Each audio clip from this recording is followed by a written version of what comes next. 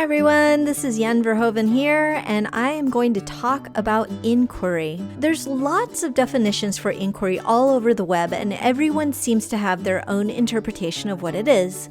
So much so that a lot of things that are called inquiry are not inquiry at all. So let's talk about inquiry. The intent of this video is to put us all on common ground by helping you understand the purpose of an inquiry approach. Understanding the purpose behind inquiry will help you evaluate lessons as to whether or not they are truly inquiry-based. So to start, here's what the National Research Council, one of the governmental organizations behind NGSS, says about inquiry. Scientific inquiry refers to the diverse ways in which scientists study the natural world and propose explanations based on evidence derived from their work. Inquiry also refers to the activities of students in which they develop knowledge and understanding of scientific ideas, as well as an understanding of how scientists study the natural world. While the NGSS refers to inquiry as the way students do science, there is no longer any sections in the framework on inquiry itself. This is because of how the word has been misinterpreted, but also because NGSS has inquiry embedded into each of the performance expectations. However, the term can still be confusing, so I'm going to give you a simplified understanding of inquiry. Inquiry is the process of investigating to find answers and to solve problems and questions about the natural world. Inquiry-based learning is about using science and engineering practices to learn about the disciplinary core ideas. Students then use the cross-cutting concepts to make sense of their data and to connect the investigation to other studies and real-world contexts. The eventual goal is that students experience what science is like by designing and conducting their own investigations, learning by being scientists and engineers. But remember, the NGSS is about learning progressions, so more than likely your students will need scaffolds toward this independence. So when someone asks, is your science or lesson inquiry-based, the answer should be yes to one of these two questions. The first is, are your students learning to design and conduct their own investigations? I want to pause here to clarify what I mean by learning to design. When I say learning to design, I'm saying that students are being scaffolded so that gradually they'll be conducting investigations on their own. You are not doing inquiry if you are directing students to follow a procedure without the expectations of eventual independence and autonomy in these investigations. I'll talk more on this in the next slide. The second question is, are your students designing and conducting their own investigations? Now, if the answer is no to both of these questions, then the lesson is not inquiry. I have to pause here to say that not everything we need to learn about STEM must always be inquiry-based. For instance, inquiry drivers education is a terrible idea. Certain skills, like measuring, weighing, or counting, require direct guidance at first.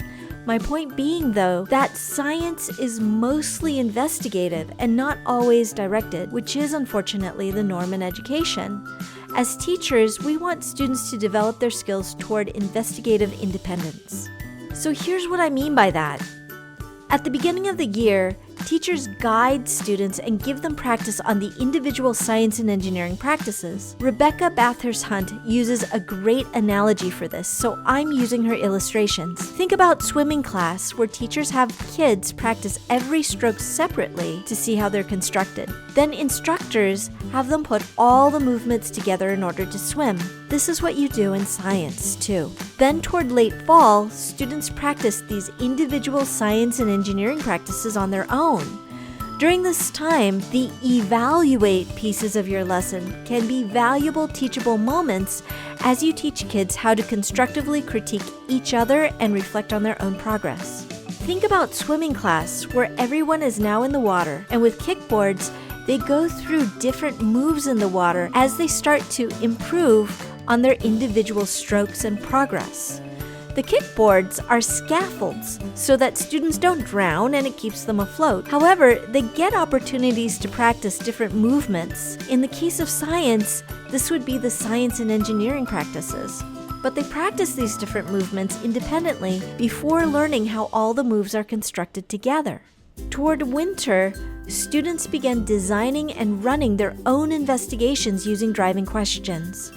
In the swimming analogy, that's the equivalent of independent, directed dives in the water without the scaffolds, or like swimming laps in the pool. For most elementary classrooms, science lessons will rarely go past this stage because of time. However, toward the end of the year, when students and teachers are starting to get that summer fever and there is more independence in the instructional schedule, kids can and should experience opportunities to develop and design their own questions and investigations. For instance, you can do a Mythbusters type project or a STEM challenge. This is like free swimming in the pool, where students can work on their own personal skills, goals, and development. Notice that everyone is swimming, but how they swim and where they go in the swimming pool is up to the student to decide. What does this look like in science? The swim strokes come in the form of the 8 science and engineering practices. I've given examples and suggestions for instructional strategies and activities for these practices in other resources. You also want kids to practice explaining and discussing science and math with their peers. Here, you can use ELA to support the communication skills that kids need to get their point across. So how do you pull off inquiry? Start with recognizing students' prior knowledge. Then hook them in with the engage part of the I5Es. Hold students accountable for the practices and expect them to figure things out. Ask questions like, how will you do that? What do you think you should do? Ask, but don't answer the questions. This is the biggest thing I tell teachers who are new to inquiry. Don't answer any questions. Instead, ask questions of them. In science, avoid telling students that they are right or wrong. Let them figure it out on their own by referring them to resources that are not you, such as, did you ask your classmate? Where could you go to find the answer? Do we have a book in the classroom that you could look at? Speaking of books and videos, 80% of a lesson should focus on doing science to learn science with labs and hands-on activities, not books and/or videos. Books and videos can help with practicing individual science and engineering practices, but after engaging students' prior knowledge. They make one of several resources during Explore and Explain. However, they should not be the primary resource. Teach kids to use them as a reference, but not as the primary teaching tool. Double or triple up on your standards.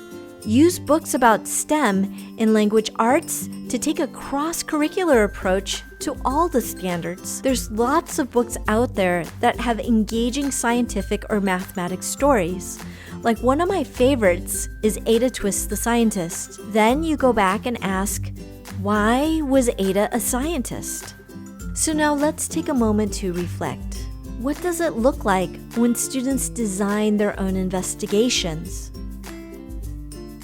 What does the outcome of an independent investigation look like? And finally, how can you use ELA to support practices in science? If you have any questions, suggestions, or comments, please leave them in the form below, post them in our Facebook group, or send me an email at yen@keylearning.com. Thanks again. Bye now.